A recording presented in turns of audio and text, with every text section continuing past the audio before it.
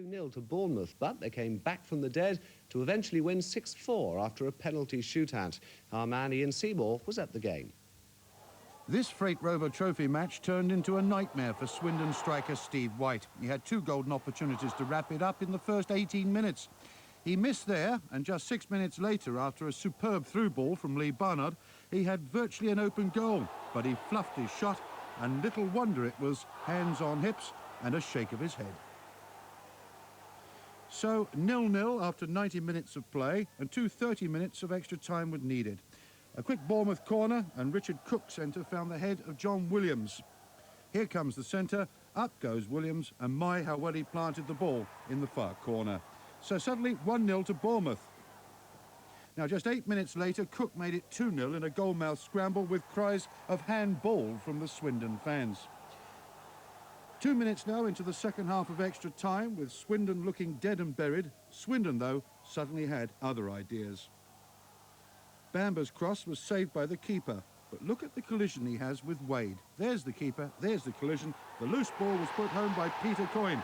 A bit lucky, that goal. But then just 90 seconds from time, Peter Coyne was put free into the box.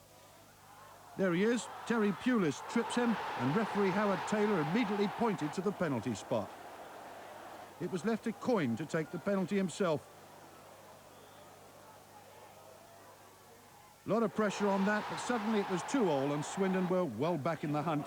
That meant we all had to be decided, at least all had to be excited by the deciding 5 penalty kicks apiece. We join it when it's 1-1 and stepping up, Swindon's Brian Wade. Well taken, that made it 2-1 to Swindon. The Swindon's keeper, Fraser Digby, came up against Mark O'Connor and saved his shot well. Then it was left to Bamber to step up and take his penalty. Bournemouth and Ayr international keeper Jerry Payton pulled off a good save, but it was still 2-1 to Swindon. Mark Newson wilted under the pressure, his shot hit the crossbar, and then at just about 6 minutes past 10, Jimmy Quinns made it 3-1 to Swindon. Trevor Aylott scored for Bournemouth here, making it 3-4, so Swindon needed one more for victory.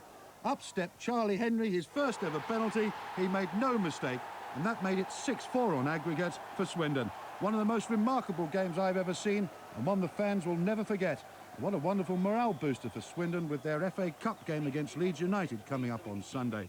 In today's Freight Rover Southern Area quarter-final draw, Swindon are away to Hereford and City are home to Brentford. Both those rounds to be played week starting February the 9th.